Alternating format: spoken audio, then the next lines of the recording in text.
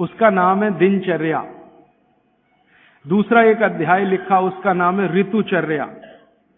एक अध्याय लिखा आहार द्रव्य का ज्ञान, माने जो खा रहे हैं उसके बारे में जानना, आहार द्रव्य का ज्ञान। फिर ऐसे करते करते उन्होंने 40 से ज्यादा अध्याय लिख डाले। कुल अध्याय में 7000 सूत्र में बार बार रिपीट कर रहा हूं ताकि याद हो जाए आप। दिनचर्या के बारे में भागवत जी कहते हैं कि सामान्य रूप से हमारे शरीर की अवस्था के हिसाब से हमें दिनचर्या तय करनी है, शरीर के हिसाब से। सबके लिए ये जर्नल नहीं है, ये ध्यान रखना। हर व्यक्ति के शरीर के हिसाब से ये बदलती है। जैसे मेरे बगल में बाबूजी बैठे हैं तो इनकी दिनचर्या मुझसे अलग होगी, और मुझसे छोटा कोई लड़का या लड़की है, भाई या बहन है, उसकी दिनचर्या मुझसे अलग होगी। तो आपकी सुविधा के अनुसार मैं 3 हिस्से करता हूं। मैंने पहले भी वो 3 हिस्से किए हैं। जवानी शुरू होती है 18-19 वर्ष में, इस देश में ऐसा माना जाता है। भागवत जी के हिसाब से ये बराबर नहीं है, आज माना जाता है। हमारे यहाँ 18 साल पर वोट देने का अधिकार आपको मिलता है, ऐसा माना जाता है कि आप में परिपक्वता है। भागवत जी कहते हैं कि जवानी 13 से 14 साल में शुरू हो जाती है, 13 से 14 साल में शुरू हो जाती है। पुराने लोग हमारे ऐसा ही मानते थे, 13 से 14 साल में युवा अवस्था शुरू हो जाती है। तो आप समझ लीजिए कि जन्म से लेकर 13-14 साल तक का एक भाग, 13-14 साल से लेकर 60 साल तक दूसरा भाग, और 60 साल के ऊपर तीसरा भाग। 3 तरह के लोगों की श्रेणी बना दी जाए। अब इसमें दिनचर्या का ध्यान दिया जाए तो सबसे पहली बात जो आप सबको याद रखनी चाहिए हमेशा, कि जो 0 वर्ष से लेकर, माने पहला दिन का कोई बच्चा है, वहां से शुरू करके 13-14 साल, ये बच्चा जो है कफ के प्रभाव में रहता है। ऐसा कहें, बचपन में कफ बहुत होता है शरीर को, सारा शरीर कफ के असर में ही रहता है। उस समय वात और पित्त दोनों कम होते हैं। पित्त तो थोड़ा रहता है, वात तो बिल्कुल ना के बराबर होता है बचपन में। इसलिए बचपन में 13-14 साल की उम्र तक के किसी भी बच्चे को या भाई बहन को मैं देखता हूं और वो मुझे कहता है कि मेरे घुटनों में दर्द है, तो मुझे बहुत हैरानी होती है कि ये कैसे आया। आना ही नहीं चाहिए। भागवत जी कहते हैं कि प्रकृति ने एक व्यवस्था बनाई हुई है। वो व्यवस्था ये है कि बचपन जो आपका गुजरेगा वो कफ के असर में होगा, कफ ज्यादा होगा। जिनको कफ ज्यादा होगा उनको घुटनों का दर्द होना ही नहीं चाहिए, कमर का दर्द होना ही नहीं चाहिए, हड्डियों में दर्द होना ही नहीं चाहिए, उनके बाल गिरने ही नहीं चाहिए, बाल बढ़ने ही चाहिए, उनके शरीर में कभी भी थकान होनी ही नहीं चाहिए। शरीर सोने के लिए ज्यादा प्रवृत्त होना ही चाहिए, क्योंकि कफ के असर में नींद बहुत आती है। तो 14 वर्ष की उम्र तक अगर कोई भी भाई या बहन, बेटा या बेटी 8 घंटे से 10 घंटे भी सो रहा है तो भी उसके लिए अनुकूल ही माना जाता है। तो कफ के असर में नींद बहुत आती है, वात के असर में नींद बिल्कुल कम हो जाती है। तो कफ के असर में अगर वो बच्चा है तो उसके शरीर की एक तरह की दिनचर्या ऋतुचर्या है। फिर क्या होता है कि 14 साल से ऊपर लेके 60 साल तक जवानी मान लीजिए, तो इसमें पूरा शरीर पित्त के असर में रहता है। 14 साल से लेकर 60 साल तक पित्त का असर होगा, तो शरीर को पित्त का असर होगा ही ये इतने दिनों में। तो इनके लिए एक तरह की ऋतुचर्या, दिनचर्या। और तीसरा है 60 के ऊपर की जब उम्र हो जाती है तो वात के प्रभाव में आ जाता है पूरा शरीर। तो 60 के ऊपर उम्र जिनकी हो गई, अब वो मुझे ये कहें कि राजीव भाई घुटने दुख रहे हैं, तो समझ में आता, ठीक है भाई, स्वाभाविक है आपके लिए, हड्डियां कमजोर हो रही हैं, बिल्कुल स्वाभाविक है। ये उतना ही स्वाभाविक है जैसे आपके जीवन में बहुत सारी दूसरी चीजें स्वाभाविक होती है। तो 60 के बाद जब तक आप जीवित हैं वात के प्रभाव में है, 60 से पहले 14 वर्ष तक जब तक आपकी उम्र है आप पित्त के प्रभाव में है, और 14 वर्ष से कम आपकी उम्र है तो आप कफ के प्रभाव में हैं। तो मैं कफ से शुरू करता हूं। कफ से शुरू करें कि कफ प्रधान जो बच्चे हैं 14 साल तक, उनकी दिनचर्या कैसी होनी चाहिए। उनके लिए भागवत जी कहते हैं कि ये जो कफ के प्रभाव में बच्चे हैं, ये आज से मैं आपसे माफी मांगते हुए कह रहा हूं, कफ के प्रभाव के बच्चों को जितनी चाहें उतनी नींद लेने दीजिए। आप उनको टोका टाकी मत करिए। अक्सर मैंने देखा है माँ बाप की जो टोका टाकी बच्चों के लिए, अरे इतनी देर सोता है, वो सोएगा ही क्योंकि कफ के असर में है। तो आप जबरदस्ती उसको मार के पीट के उठाएंगे, चल पढ़ने को बैठ, होमवर्क कर, टीचर ने इतना दे दिया। अरे वो होमवर्क करके करेगा क्या? अगर वो अपने कफ के असर में है, वैसी उसकी दिनचर्या रखिए। तो भागवती जी कहते हैं कि जो कफ के असर में है उसको 10 घंटे तक की नींद स्वीकृत है, माने 10 घंटे तक वो 24 घंटे में सो सकता है। अब ये नींद वो 2 हिस्से में लेता है तो बहुत अच्छा, एक ही हिस्से में ले तो भी चलेगा, लेकिन ज्यादा बेहतर है कि 2 हिस्से में ले। माने रात को 8 घंटे तक सो जाए, 9 घंटे तक सो जाए, दोपहर को 1 घंटे जरूर सो जाए। लेकिन आप अगर कहेंगे कि कफ के असर में जो बच्चे हैं उनमें भी 3 कैटेगरी बनती है। 14 से 8 एक कैटेगरी, 14 साल से 8 साल, 8 साल से 4 साल एक कैटेगरी, और फिर 4 से 1 साल की कैटेगरी। तो 1 से 4 साल वाली कैटेगरी में भागवत जी कहते हैं कम से कम 16 घंटे की नींद, और 4 से 8 साल की कैटेगरी में वो कहते हैं कि कम से कम 12 से 14 घंटे की नींद, और बाद में वो कहते हैं जो 14 साल 8 से 14, तो वो कहते हैं कम से कम 8 से 9 घंटे की नींद। तो छोटे बच्चे अगर आपके घर में हैं जिनकी उम्र 14 साल से कम है, आप उनको सोने से मत रोकिए, क्योंकि कफ का असर है, और कफ का प्रभाव जब ज्यादा होता है ना, तो होता क्या है वो समझ लीजिए। कफ आप जानते हैं चिकना पदार्थ है, स्निग्ध पदार्थ है। कफ का मतलब है आपको खांसी आए और जो बलगम निकल जाए, जो बलगम है ना वो ही कफ है, ऐसा समझ लीजिए। वो स्निग्ध है, चिकना है और बहुत भारी है। ये गुरु है, गुरु माने भारी, हैवी है, बहुत हैवी है, इससे ज्यादा हैवी कोई चीज नहीं। शरीर सो जाना। अब ये तब संभव है जब आप ये ध्यान रखिए कि 8 से 10 घंटे सोना कंपलसरी, एक बात। दूसरा, बच्चे कफ के प्रभाव में हैं, ये मैं बार बार कहूंगा आपसे ताकि याद रहे। बच्चे कफ के प्रभाव में हैं, और कफ का प्रभाव क्षेत्र जो है ना वो जान लीजिए, हृदय से ऊपर और मस्तिष्क का अंतिम बिंदु, ये कफ का क्षेत्र है। हृदय से ऊपर, यहां से ऊपर पूरा ये कफ का क्षेत्र है। हृदय से नीचे नाभि तक ये पित्त का क्षेत्र है, और नाभि से नीचे पूरा ये वात का क्षेत्र है। तो बच्चे कफ के असर में हैं, तो ध्यान रखिए कि उनको जितने रोग होंगे वो यहां से ऊपर वाले ही होंगे बचपन के। नाक बहेगी, सर्दी होगी, जुकाम होगा, खांसी आएगी, ये सब इसी एरिया के रोग हैं। तो भागवत जी कहते हैं कि बच्चों को कफ के असर से बाहर लाते रहें, बिगड़े नहीं उनका कफ। तो इसके लिए बच्चों की मालिश, उन्होंने एक शब्द, बहुत सुंदर शब्द दिया, अभ्यंग मालिश। मालिश बहुत जरूरी है, बच्चों की मालिश बहुत ही जरूरी है। तेल मालिश, बच्चों की तेल मालिश बहुत जरूरी है। वैसे तो सब माताएं करती ही हैं, अनजाने में वो एक बड़ा काम कर रही। कफ को पित्त में, पित्त के प्रकृति के लोगों की दिनचर्या क्या? पित्त प्रकृति माने 14 साल से ऊपर और 60 साल के नीचे, इनकी दिनचर्या क्या? पित्त प्रकृति के लोगों को कफ का असर कम हो जाता है, पित्त थोड़ा बढ़ता है, वात उनके पास कम ही रहता है या बिल्कुल नहीं रहता। अब पित्त प्रकृति के लोगों को ज्यादा सोना जरूरी नहीं है, उनका पित्त है, कफ तो ऐसे ही शांत है, तो ज्यादा सोना जरूरी नहीं। माने पित्त प्रकृति के लोग अगर 8 घंटे सो रहे हैं, 7 घंटे सो रहे हैं तो भी चलेगा।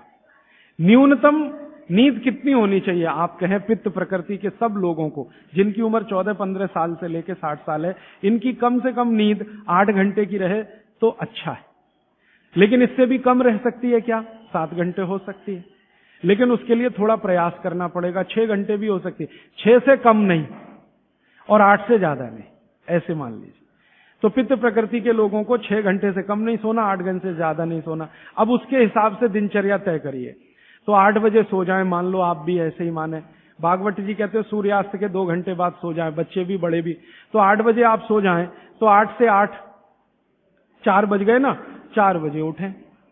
आपके लिए उठना बहुत जरूरी है। ब्रह्म मुहूर्त में पित्त प्रकृति के लोगों का उठना बहुत आवश्यक है। बच्चे ना उठें तो चलेगा, आपको तो उठना बहुत जरूरी है। क्यों? अगर आप 4 बजे उठते हैं तो अगला पूरा दिन आपका बहुत बेहतरीन और व्यवस्थित है, और 4 के बाद उठेंगे तो पूरा दिन डिस्टर्ब है। क्यों? क्योंकि जो जो करना है आपको वो 4 बजे से लेके ही शुरू होगा। 4 बजे उठे, आपने पानी पिया, जो मैंने पहले ही बता दिया, ऊषा पान जिसको कहते हैं। फिर शौच आदि के लिए आप गए, 10-15 मिनट मान लीजिए उसमें गया, फिर बाहर आप निकले, दंत धावन शब्द इस्तेमाल किया, दंत ध्यान रखिए। अब आपने दांत वांत साफ कर लिए, अब आपकी आगे की जो दिनचर्या है वो कैसी होगी? आपको जो है ना, पित्त प्रकृति के लोगों को मालिश भी करना है, व्यायाम भी करना है। बच्चों के लिए तो सिर्फ मालिश है, आपके लिए मालिश भी है, व्यायाम भी है। तो अब आप में कई बार कंफ्यूजन ऐसा होगा कि व्यायाम पहले करें कि मालिश पहले करें। तो भागवत जी ने क्लियर कहा है कि वात के जो रोगी हैं उनको मालिश पहले, व्यायाम बाद में। और पित्त के जो रोगी हैं, रोगी से मतलब आप पित्त के असर में हैं, तो व्यायाम पहले, मालिश बाद में। तो आपको व्यायाम पहले करना है, मालिश उसके बाद करनी। अब आप पूछेंगे कितना व्यायाम करें? तो आपके लिए भी नियम वही है कि जैसे ही आपके बगल में पसीना आया, व्यायाम रोक दें। जैसे ही बगल में पसीना आया, व्यायाम 20 मिनट में पसीना आ जाएगा, उतना काफी। फिर उसके बाद मालिश। आपको भी मालिश जरूरी है, क्योंकि आपको भी कफ का असर ना बढ़े और आपका विकृत ना हो। तो आपको भी बच्चों की तरह ये बात ध्यान रखनी है कि सिर की मालिश ज्यादा, कान की भी मालिश ज्यादा, और बाकी शरीर की तो करनी है। और शरीर में सबसे ज्यादा मालिश तलवे की, पांव की। मालिश के बाद स्नान, स्नान उसी तरह से उबटन आदि से, और फिर भोजन, भोजन के बाद विश्राम 20 मिनट, फिर आपका काम, फिर रात्रि का माने शाम को 6-7 बजे का भोजन। इस तरह का नियम है पित्त वालों का। और वात वालों के लिए क्या है? जिनकी उम्र 60 के ऊपर है उनके लिए भागवत जी कहते हैं व्यायाम निषेध। जैसे बच्चों को निषेध, वैसे उनको निषेध। उनके लिए मालिश बहुत जरूरी, जैसे बच्चों की वैसे वात वालों की। माने बुजुर्ग लोगों को मालिश बहुत जरूरी है, व्यायाम से भी ज्यादा। और मालिश करते समय ध्यान रखना है, सिर तलवे 2 चीज है, और कान भी।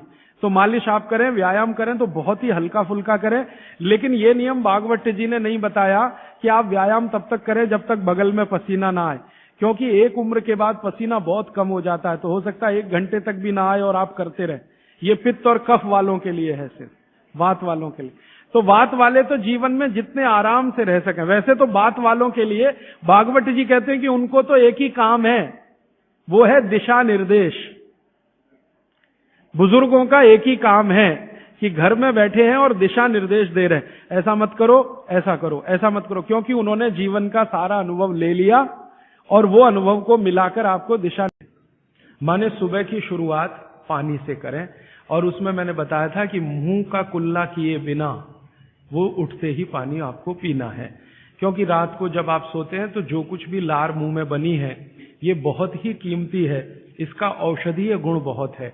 और जैन दर्शन में इसको अहिंसा के साथ जोड़ा हुआ है, और वो मैंने करके भी देखा है कि सुबह की लार गलती से भी आप किसी चींटी या चींटा या मक्खी पे थूक दो, वो तुरंत मर जाएगा। सुबह की लार अगर आपने गलती से चींटी, चींटा या मक्खी पे थूक दिया, वो तुरंत मर जाता है, क्योंकि उसका औषधीय गुण बहुत प्रबल का। जब उदय होता है तो सूर्य के उदय होने से लगभग 2.5 घंटे तक जठर अग्नि सबसे ज्यादा तीव्र होती है। सूर्य के उदय होने से, सूर्य का उदय होना आप चेन्नई के हिसाब से सोच लीजिए, मान लीजिए 7 बजे, तो 7 बजे से लेकर 9:30 बजे तक जठर अग्नि सबसे ज्यादा तीव्र होगी। हो सकता है यही सूत्र अरुणाचल प्रदेश में मैं बात करूं तो वो 4 बजे से 6:30 का समय आ जाएगा, क्योंकि अरुणाचल प्रदेश में सूर्य 4 बजे निकल आता है। अगर मैं सिक्किम में बात करूंगा तो और 15 मिनट पहले हो जाएगा। और यही बात अगर मैं गुजरात में जाकर करूंगा तो आपसे समय थोड़ा भिन्न हो जाए। तो सूर्य के साथ इसको ध्यान रखें। तो सूर्य का उदय जैसे ही हुआ, उससे अगले 2.5 घंटे तक जठर अग्नि सबसे ज्यादा तीव्र होती है। तो भागवत जी कहते हैं कि इस समय सबसे ज्यादा भोजन करें, इस समय सबसे ज्यादा भोजन करें। वो तो एक जगह यहां तक कह देते हैं कि आप अगर संभव हो तो 9:30 बजे के अंदर ही लंच करें। 9:30 बजे के अंदर ही लंच करें, माने ब्रेकफास्ट गायब, नाश्ता छोड़ें, सीधे ही भोजन करें। यहां तक वो कहते हैं। वो ये कहते हैं कि सुबह 9:30 बजे तक अगर आपने भरपेट भोजन किया है तो इसमें से जो कुछ भी बनेगा वो एक एक बूंद, एक एक अन्न का टुकड़ा, एक एक दाने का टुकड़ा आपके शरीर के लिए उपयोगी होगा। क्यों? क्योंकि वो कहते हैं कि सुबह 7 बजे से, आपके हिसाब से मैं कह रहा हूं, 7 बजे से 9:30 जठर अग्नि बहुत तीव्र होती है।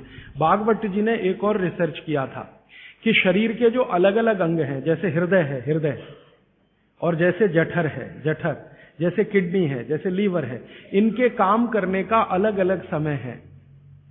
जठर अग्नि के काम करने का सबसे अच्छा समय है 7 से 9:30, सूर्योदय से 2.5 घंटे तक। फिर इसी तरह से हृदय, हृदय के काम करने का समय है सबसे ज्यादा ब्रह्म मुहूर्त से 2.5 घंटे पहले। ब्रह्म मुहूर्त आप समझते हैं 4, 4:30, तो 2, सवा 2 बजे, 1:30 बजे से लेकर 4 बजे के बीच में हार्ट सबसे ज्यादा सक्रिय होता है और सबसे ज्यादा हार्ट अटैक उसी समय में आते हैं। किसी भी डॉक्टर से पूछ के देख लीजिए, क्योंकि हृदय जब सबसे ज्यादा सक्रिय होगा तो हृदय घात भी उसी समय होगा। इसलिए 99% हार्ट अटैक अर्ली मॉर्निंग्स में ही होते हैं, क्योंकि हृदय के काम करने का उस समय सक्रियता सबसे ज्यादा है। इसी तरह हमारा लीवर है, इसी तरह किडनी है। इसकी पूरी एक सूची मैंने बनाई है, बाहर पुस्तकों में है, इसलिए विस्तार में मैं नहीं जाता। संकेत के लिए आपसे कह रहा हूं कि हर शरीर के अंग का काम करने का एक निश्चित समय है, प्रकृति ने तय किया है, उसको भगवान ने तय किया है। तो आपका जठर अग्नि है, ये सबसे अच्छा 7 से 9:30, तो आप भरपेट खाना खाइए, ठीक है। फिर आप बोलेंगे जी दोपहर को खाने में, मैं आपको एक वाक्य में कहता हूं, जो चीज सबसे ज्यादा पसंद है वो सुबह खाओ। रसगुल्ला पसंद है तो सुबह खाओ, रबड़ी खानी है तो पसंद है तो सुबह खाओ, जलेबी खानी है तो सुबह खाओ, इमरती खानी है तो सुबह। माने आप बाहर निकलें घर के तो छक्कर खाना खा के निकलिए, भोजन करके ही निकलिए। दोपहर को 12 बजे से 1 बजे के बीच में जठर अग्नि की तीव्रता कम होना शुरू होती है, तो उस समय थोड़ा कुछ हल्का खाएं। माने जितना सुबह खाया उससे कुछ कम खाएं तो अच्छा है, ना खाएं तो और भी अच्छा है। खाली फल खा लें, जूस पी लें, दही पी लें, मट्ठा पी लें, आदि आदि। शाम को फिर खाएं। अब शाम का भागवत जी कहते हैं कि आपने एक चीज देखी है ना, वो बहुत प्रकृति से सीखने की जरूरत है। दीपक, दीपक, भरा तेल का दीपक आप जलाना शुरू करिए तो पहली लौ खूब तेजी से जलेगी, ठीक है, और अंतिम लौ भी तेजी से जलेगी। माने दीपक जब बुझने वाला होगा तो बुझने से पहले वो बहुत तेज जलेगा। यही पेट का भी नियम है। जठर अग्नि सुबह सुबह बहुत तीव्र होगी और शाम को जब सूर्यास्त होने जा रहा है तब भी तीव्र होगी, बहुत तीव्र होगी। तो कहते हैं शाम का खाना सूरज के रहते रहते खा लो। सूरज डूबा तो अग्नि भी डूबी। तो वैसे तो जैन दर्शन में कहा है रात्रि भोजन निषेध है, भागवत जी भी यही कहते हैं, तरीका अलग है बस। आप अहिंसा के लिए कहते हैं, वो स्वास्थ्य के लिए कहते हैं। वो ये कहते हैं शाम का खाना तो सूरज डूबने के बाद दुनिया में कोई नहीं खाता। गाय को खिला के देख लो, नहीं खाएगी। भैंस भी नहीं खाती, खिला के देख लो। बकरी भी नहीं खाएगी, बकरा गधे को खिला के देख लो, खाता नहीं। हाँ, बिल्कुल नहीं खाता। आप खाते हैं तो आप अपने को कंपेयर कर लीजिए कि किसके साथ हैं आप। कोई जानवर, कोई जीव राशि सूरज डूबने के बाद खाती नहीं, तो आप क्यों खा रहे हैं? प्रकृति का नियम भागवत जी कहते हैं पालन करिए। माने रात का खाना जल्दी कर दीजिए, सूरज के रहते रहते। माने 5-6 बजे के आसपास आपके यहां सूरज डूबता है, 6 बजे या 6:30 बजे, वही समय सबसे अच्छा है डूबने से पहले। अब कितना पहले? तो भागवत जी ने उसका कैलकुलेशन दिया है, 40 मिनट पहले सूरज